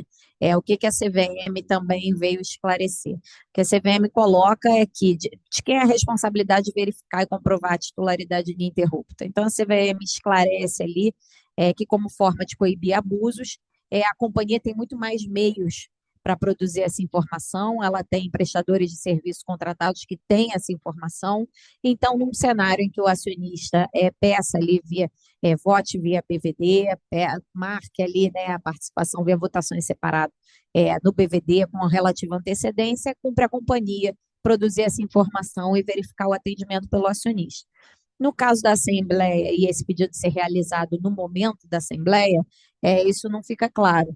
Mas o que se entende é que, como a lei colocou ali esse requisito a ser cumprido pelo acionista de responsabilidade dele apresentado, um cenário em que ele vá fazer esse pedido durante a Assembleia, ele deveria estar munido da informação para apresentar à companhia. A companhia pode exigir essa comprovação para autorizar aqui a participação via procedimento de votação em separado. Membros independentes, acho que a apresentação da Bolsa também foi muito bacana para mostrar a evolução, né? A gente vê aí em pouco tempo muita evolução no mercado. Acho que o que a gente vai ter e vai falar mais para frente aqui de tendências, a gente tem visto que, né, a evolução. Então, membros independentes, participação de comunidades, de membros de comunidade subrepresentada, mulheres do conselho. Então, membros independentes, também recentemente a gente teve aí alteração legislativa, né, da lei das SA, estabelecendo que todas as companhias abertas com registro na categoria A, que possuam valores mobiliários admitidos à negociação, então, os dois requisitos, né, tenham que contar com um mínimo de 20% de membros independentes, coisa que a gente só via até então ali no regulamento dos níveis diferenciados de governança. Então, hoje, todas as companhias contam com essa exigência. No caso, né, das companhias com nível de governança diferenciado, a gente tem mínimo de 2% ou 20% que for maior, mas para as demais companhias, a lei exige, de qualquer forma, a presença de pelo menos 20% de membros independentes. A caracterização da independência, ela deve ser deliberada, então isso precisa constar como matéria no seu edital de convocação, ela é um item, uma matéria específica, e você precisa apresentar ali no material de convocação a declaração dos indicados, então tem a sua autodeclaração atestando seu enquadramento, né, nos termos da Resolução 80, e a apreciação e manifestação do Conselho de Administração, que também deve constar da proposta da administração, quanto ao enquadramento ou não do candidato, tá? Isso não se aplica na hipótese em que a indicação não atenda ao prazo de antecedência de inclusão de candidato do PVD. Então, aqueles candidatos que sejam apresentados posteriormente ao prazo de antecedência para inclusão do BVD, inclusive na própria Assembleia, você não precisa deliberar, tá? E também em relação ao procedimento, a indicação de candidatos para votação em procedimento em separado, né, em votação em separado, porque a própria lei já considera independente. Posso só fazer um acréscimo aqui com relação à produção dos materiais, né, de convocação, que volta e meia a gente se depara com dúvidas ou até companhias que às vezes divulgam de forma que a gente entende que não é a mais adequada, né? Com relação ao BVD, como a Fernanda falou, né, a matéria de declaração de dependência ela tem que ser deliberada. Ela pode ser um item apartado no edital, que seria, na nossa opinião, é o ideal, né? Eleição, declaração da independência dos membros.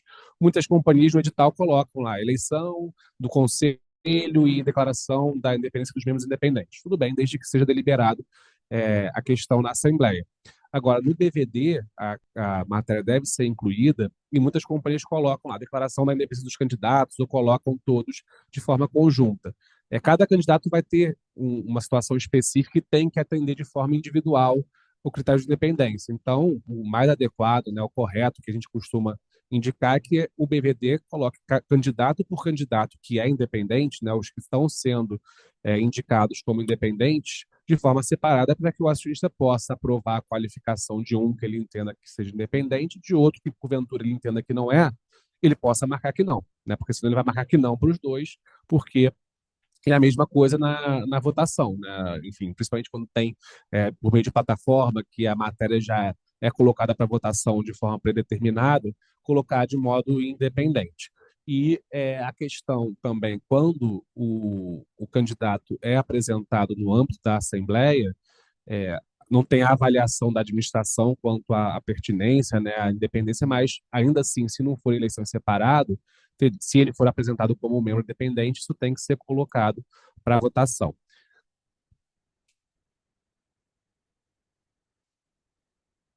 Passando para o Conselho Fiscal, acho que são alguns pontos só, em sua maioria já estão, de certa forma, pacificados, já são antigos, discussões antigas, mas que também é interessante sempre relembrar, né? Companhias que tenham Conselho Fiscal com funcionamento não permanente, sendo solicitada a instalação, a CVM entende que a instalação e eleição dos membros é obrigatória, né?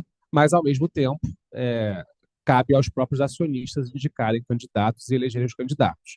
O controlador, ele pode indicar candidatos, mas ele não é obrigado a indicar. E a administração sequer deveria indicar qualquer candidato, porque a própria administração não deveria indicar aqueles que vão fiscalizar o seu trabalho. Então, havendo solicitação de instalação do Conselho Fiscal, que também muitas vezes acontece por meio do BVD, e inexistindo candidatos, ou não existindo o mínimo de candidatos, que são 3 efetivos e 3 suplentes, a eleição acaba prejudicada, né? Então, o controlador, quando existe, ele tem o direito de indicar candidato, mas ele não é obrigado. Os minoritários, aqueles que solicitaram a instalação do Conselho Fiscal, deveriam apresentar os candidatos. A gente, como advogado, geralmente assessora companhia, administração ou controlador, sempre orienta. Controlador tenha pelo menos 2 titulares e 2 suplentes na manga, porque senão qualquer acionista com uma ação que seja pode indicar os 3 candidatos, os 3 suplentes e vai eleger, se não tiver ninguém com mais participação. Muitas vezes, enfim, se for um minoritário colaborativo, se for alguns minoritários, pode ser que o controlador ou a administração não se incomodem, mas às vezes é um oportunista que compra uma quantidade pequena de ação e quer colocar a gente lá para receber remuneração. Então, o controlador sempre tenha esses membros, mas se não houver indicação de candidatos, fica a critério dele apresentar ou não e prejudicar a eleição. E a mesma coisa quando não há controlador, mas existem acionistas relevantes que têm interlocução com a administração, muitas vezes é bom que a administração fale, olha, foi pedido, é bom que vocês tenham algum membro, caso vocês queiram eleger, porque senão qualquer um vai poder, com 10 ações, 5 ações, 0,001%, vai poder indicar os 3 e eleger os 3. Uma outra questão também que é relevante é com relação à eleição em separado por minoritários, que ao contrário do que acontece na eleição em separado do Conselho de Administração, que a Fernanda estava falando antes, na separada do Conselho de Administração, os preferencialistas, né, ou os ordinaristas, eles têm que perfazer aqueles que vão participar, que solicitaram e vão participar da eleição separada, eles têm que perfazer o percentual mínimo de 15% das ações com direito a voto, para aqueles que têm ação com voto, ou 10% do capital social para os preferencialistas. No Conselho Fiscal, para preferencialista não tem percentual mínimo, sempre que houver preferencial, eles têm direito de eleger um membro do Conselho Fiscal, e para as companhias com controlador, basta que existam 10% das ações em circulação para que possa qualquer um, independentemente da participação, qualquer minoritário pedir a eleição em separado e eleger um candidato. Então, não precisa que ações que representem 10% façam o pedido. Tem uma pequena diferença lá na redação da lei e a CVM interpreta que no do Conselho Fiscal a lei não exigiu a titularidade por aqueles que solicitem, mas a mera existência de 10% das ações em circulação para que qualquer um possa pedir. E um outro ponto também relevante, que não está previsto em lugar algum, mas que a gente se deparou bastante, foram acho que umas 3 PVDs que tiveram que ser reapresentados por conta disso, que muitas companhias que têm conselho fiscal com funcionamento não permanente, já propõem a eleição, a instalação e eleição do conselho fiscal de forma espontânea, voluntária, porque sabem que geralmente sempre é pedido, tem uma quantidade relevante de minoritários com participação que sempre pedem, então já colocam ali no próprio edital a aprovação da instalação do Conselho Fiscal e eleição dos membros. Nesse caso, em tese, né, perde um pouco o sentido aquela deliberação, aquele item permanente lá de deseja solicitar a instalação do Conselho Fiscal que tem que constar de todo o BVD de companhia que não tem Conselho Fiscal de funcionamento permanente. E a gente até tomou precaução na época na elaboração dos materiais para evitar qualquer tipo de prejuízo, colocou lá claramente no edital que tem que ter informação do pedido, na própria proposta de administração, um esclarecimento no BVD de que se houver aprovação, ainda que não seja a maioria, né, que a maioria rejeite, não é matéria de rejeição. Então, se houver voto pela aprovação de acionistas que representem um percentual mínimo, o Conselho Fiscal será considerado instalado. E mesmo assim, a gente recebeu o ofício da CVM pedindo a representação do BVD para incluir essa informação. Então, por mais que não pareça fazer muito sentido, se for ter voluntariamente a matéria no edital, ainda assim no BVD vai ter que estar lá. Deseja solicitar instalação do Conselho Fiscal, aprovar, rejeitar, embaixo. Deseja solicitar a instalação do Conselho Fiscal. Nossa orientação é que se coloque para evitar ter que reapresentar, porque tem renumeração, enfim, é sempre uma coisa não muito agradável reapresentar BVD, pode perder voto, enfim, melhor, né, por mais que a gente discorde desse entendimento, é melhor ter as duas matérias ali no BVD. Com remuneração, também acho que são questões que, em sua maioria, já estão um pouquinho pacificadas, mas é importante sempre relembrar, porque é importante na elaboração da proposta para fins da remuneração global, que é submetida para a Assembleia Geral Ordinária todo ano. Primeiro, o valor do limite da remuneração global não deve incluir os encargos sociais que sejam de responsabilidade do empregador, né? Eles não precisam estar incluídos nesse valor que vai ser proposto à aprovação da Assembleia Geral, mas, por outro lado, remuneração baseada em ações, qualquer hipótese, qualquer modelo que seja, deve ser incluído. Então, muitas vezes não se tem tanta visibilidade do quanto vai ser aquele valor, existem fórmulas, aquela Black-Scholes e outras fórmulas de cálculo, mas deve ser feita uma estimativa, calcular, se tiver alguma dúvida, um valor mais conservador, né, para atribuir valor àquelas opções, ou atribuir um valor, uma previsão de valor àquelas ações, ainda que vão ser pagas só no futuro, para fins de inclusão dessa estimativa no limite da remuneração global. E um outro ponto também que volta e meia se depara com questionamentos é a questão do conselho fiscal. Companhias que têm um conselho fiscal de funcionamento não permanente, elas não precisam incluir na proposta de remuneração a remuneração do conselho fiscal, caso a instalação venha a ser solicitada e aprovada. Pode incluir, tem companhia que mesmo assim prefere já incluir para definir, mas nesses casos não precisa incluir na proposta da administração, e se houver o pedido de instalação até na própria Assembleia, a Assembleia vai fixar geralmente sempre aquele valor, não tem muita discussão, geralmente sempre fica naquele valor de 10% da remuneração fixa da diretoria. Então, quando não houver, não precisa incluir na proposta. Com relação também a cargos, isso a CVM mudou de posição há alguns anos, já teve uma posição no sentido, depois revisou a posição. Cargos ocupados em controladas, né, a remuneração que o administrador faça jus pelo cargo que ele exerce na controlada, não precisa ser incluída na proposta de remuneração global que vai ser aprovada na AGO. E aí é importante fazer uma diferenciação. Se o administrador recebe remuneração em alguma controlada em virtude do cargo que ele exerce na própria companhia aberta, e isso pode acontecer muitas vezes, às vezes o grupo econômico tem uma sociedade que é responsável pelo pagamento dos todos os valores, inclusive daqueles exercidos em outras sociedades do grupo. Nesse caso, o valor pertinente à função que ele exerce na companhia aberta vai ter que ser incluída na proposta da remuneração global que vai ser submetida para aquela assembleia. Mas, se for por um cargo próprio, então o administrador exerce função de diretor em uma série de controladas e diretor na companhia aberta. Ele recebe remuneração em cada uma delas pelas funções que ele exerce nelas próprias. A Assembleia Geral da Companhia Aberta não precisa aprovar, não precisa ser incluído nesse montante o salário que o diretor recebe em cada uma das controladas pelas funções que ele exerce naquelas controladas, só na companhia aberta.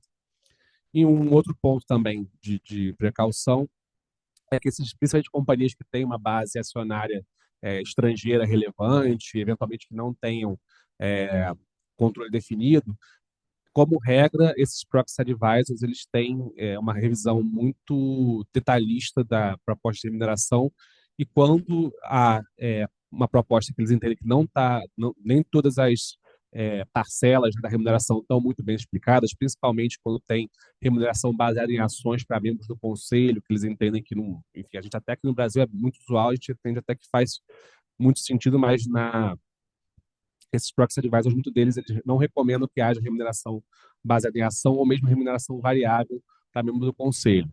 Quando tem diferença, às vezes, de remuneração entre conselheiros, enfim, alguma diferença nesse sentido que possa se justificar no âmbito da companhia, mas que não esteja muito bem explicada, no geral, eles sempre recomendam o voto contrário à proposta de remuneração. Então, é importante, principalmente quando tiver especificidades, né, que sejam, no geral, mal vistas por esses advisors, a gente ter uma proposta que explique com detalhes, justifique, apresente o racional para aquela diferença, para aqueles valores, para evitar que tenha uma recomendação contrária.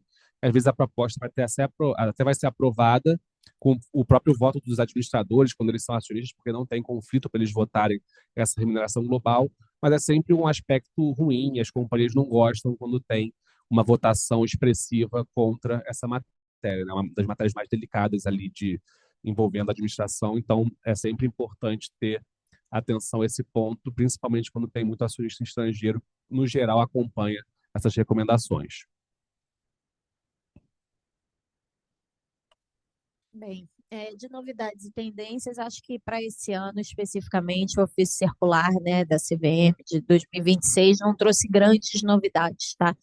Tem aqui um entendimento ou outro, mas que, assim, não muda o que já se, enfim, imaginava, mas tem um precedente da Eletrobras, inclusive, acho que o Campinho já até passou por ele, falando, né, desse uso especialmente por mecanismo de empréstimo de ações, para perfazer percentual mínimo para indicação de membros, para indicação de candidatos em BVD, com a retirada, né, e a redução da participação imediatamente após essa indicação, né, e ficava ali, isso é abuso ou não é abuso, o que a companhia faz? A companhia respeita a indicação, retira, porque o acionista usou ali, fez a indicação e logo depois saiu da base, enfim, a CVM, embora não seja nenhuma novidade, a CVM deixa isso claro, né, caso tenha essas dúvidas, de que não, se houve a indicação, houve o preenchimento do percentual, do requisito exigido pela regulamentação,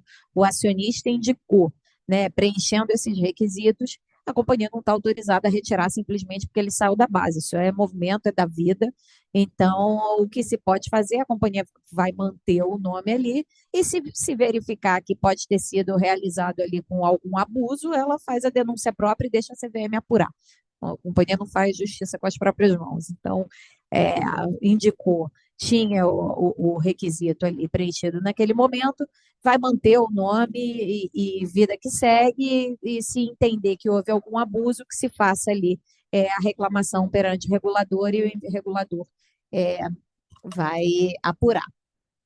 O que a gente tem, né, de tendências também já super bem colocado pela Bárbara, pelo Rafael, pela Carol, é a medida ASG1, né, que passa a ser integralmente exigida a partir desse ano. Então, se a gente tinha no ano passado a indicação de um membro, né, de, enfim, mulher ou membro de comunidade subrepresentada, já como exigência pela B3, por meio do regulamento dos emissores, a partir desse ano, os dois requisitos devem ser observados e, caso a companhia não atenda um ou de dois, ela deverá explicar no formato para ti que eu explique. Então, a companhia, a partir desse ano, deve eleger pelo menos uma mulher e um integrante de comunidade subrepresentada, né? Então, é membro de comunidade LGBTQIA+, pretos, pardos, pessoa com deficiência, para compor os seus altos órgãos de gestão. Caso não faça, vai precisar explicar as razões pelas quais essa prática não está sendo adotada. Além disso, a partir desse ano, a gente passa a ser obrigatória a elaboração do relatório de informações financeiras relacionadas à sustentabilidade, né?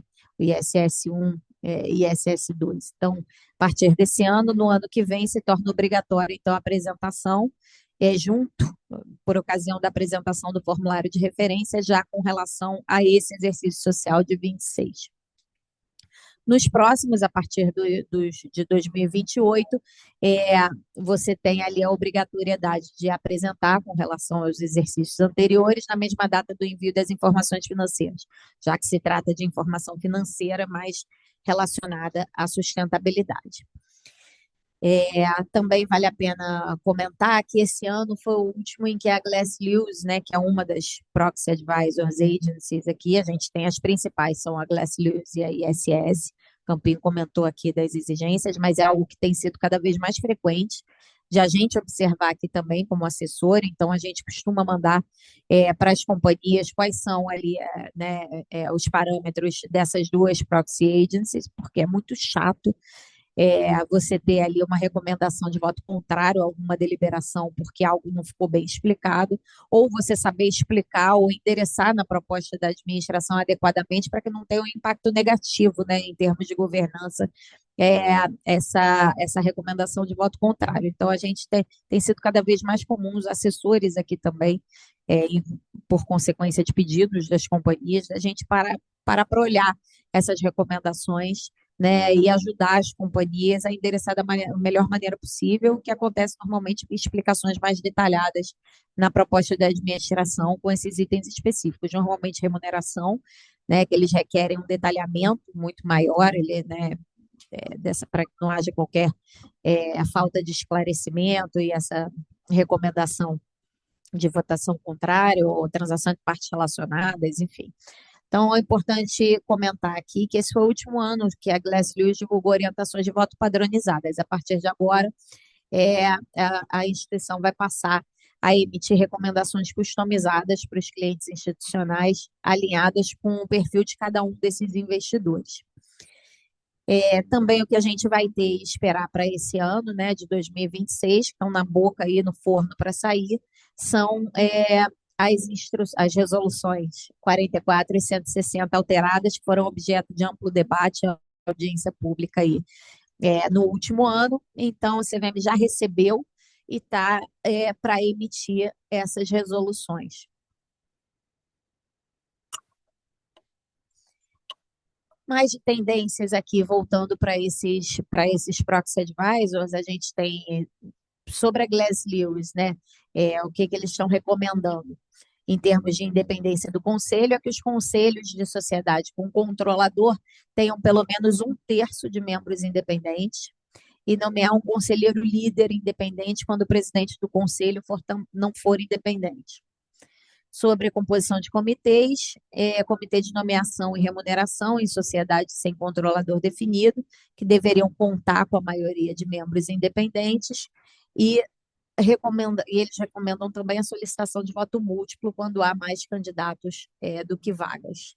Então, de novo, aqui reforçando, né, acho que talvez até deixando mais claro a desnecessidade de você colocar se você não tem a apresentação de um candidato para fazer frente, né, para que não seja ineficaz.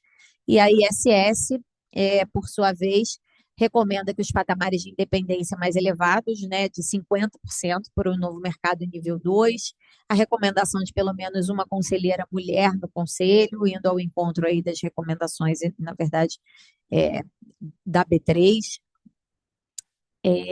Recomendo o voto contrário à proposta de remuneração quando a maior remuneração paga ao conselheiro for superior à maior remuneração de um executivo, sem uma justificativa convincente, né, o que faz sentido. E que sociedades classificadas como emissoras significativas de GE demonstrem medidas mínimas de gestão de riscos climáticos, incluindo divulgação de metas de redução de emissões. E só para complementar, é importante destacar que são as diretrizes gerais que eles divulgam publicamente, né? Mas, eventualmente, o que a Fernanda falou, se houver uma proposta que não necessariamente se adequa a essas diretrizes e orientações gerais, mas houver uma explicação bem divulgada na proposta, com racional, a justificativa, não quer dizer que eles vão necessariamente recomendar um voto contrário simplesmente porque ela não atende essas diretrizes gerais. Inclusive, às vezes, eles enviam e-mails para o RI da companhia, pedem esclarecimentos, pedem justificativa, não entenderam muito bem alguma questão, enfim, estão tendentes a, a orientar um voto contrário, mas querem mais informações para entender, e a depender da explicação, acaba que a orientação sai neutra, sai até pelo voto favorável, né? Essas são as diretrizes gerais, é um bom norte, principalmente companhias que têm uma base estrangeira grande, relevante, mas eventualmente podem orientar um voto favorável, mesmo que tenha, não esteja exatamente aderente ao que eles têm como diretriz geral.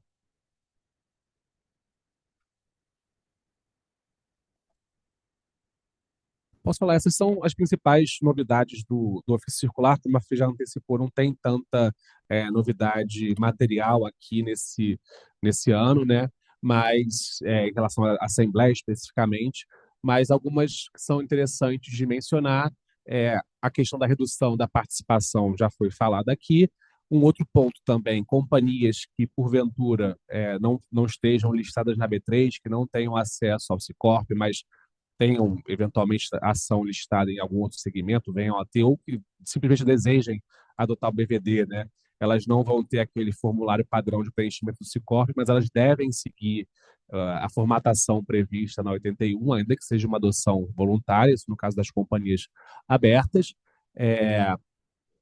Também eles, quando forem eleitos, né, diretores sem designação específica, o estatuto não tiver já ali a definição das funções, né, recomenda-se que o conselho, na ata de eleição que vai ser divulgada, defina especificamente qual é a função, quais são, né, os cargos, né, e funções daqueles diretores que foram eleitos sem designação específica. Não é uma obrigação, é muito comum que as companhias, quando fazem a eleição de diretor sem designação específica, não incluam na deliberação, mas o ofício circular recomenda que sim, e às vezes pode ser relevante porque, eventualmente, quando tem diretores com funções muito específicas, a responsabilidade é individual, e essa definição e fixação das funções específicas pode ser eventualmente relevante para afastar a responsabilidade, né, o lucro de responsabilidade em alguns casos.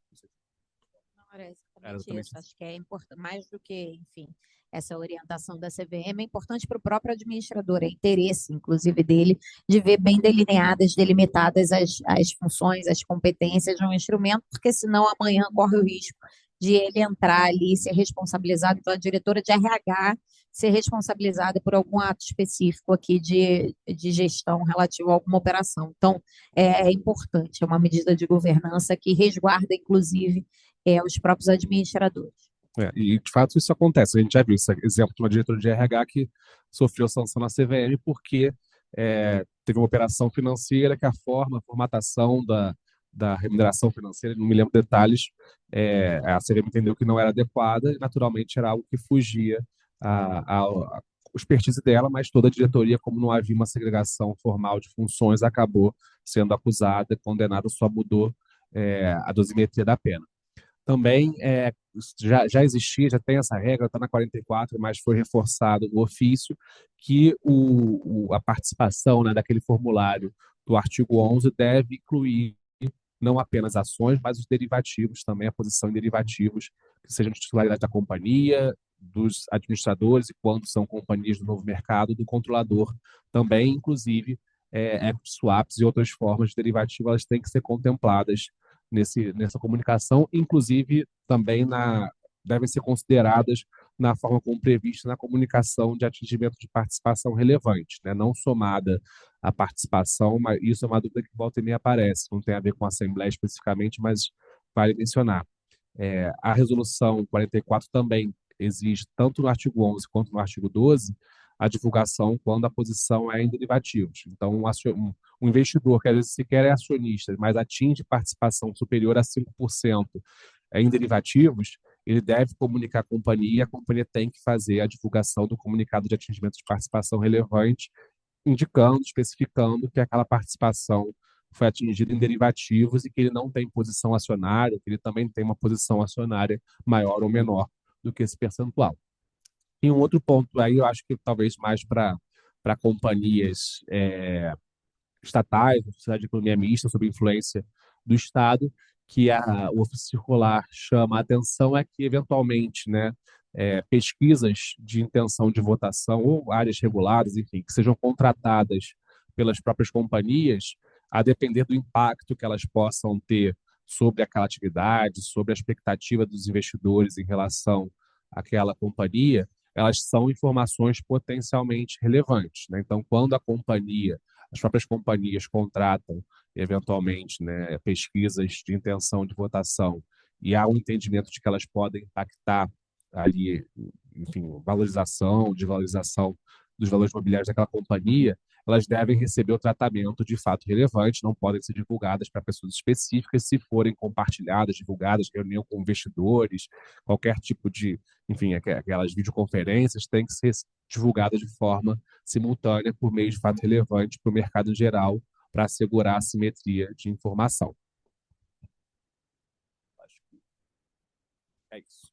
Eu acho que é só, eu aproveito só faltando 1 minuto, acho que a gente cumpriu aqui rigorosamente o tempo, mas aproveitando, né, já que a gente divulgou aqui o lançamento do nosso guia, do IBRE, então vale a pena consultar, é um trabalho que foi feito de forma muito cuidadosa, tá, com muito carinho entre nós e a comissão de inovação do IBRE, então é um manualzão lá para o RI, com as obrigações periódicas e eventuais de forma detalhada, e tem dicas ali dos profissionais da área comentando aqueles itens, mas de forma objetiva, sem aquele textão, tá? Tá em bullets, então vale a pena.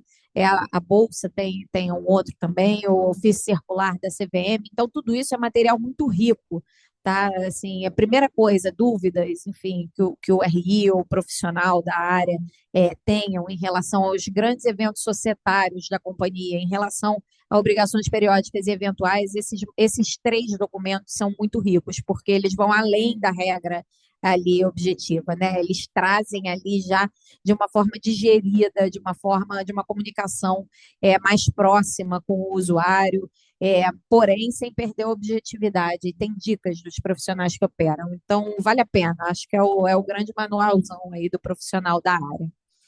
É isso, gente. 11h30 em ponto. Obrigada a todos pela presença, foi ótimo. E até a próxima. Obrigado, pessoal. Até a próxima.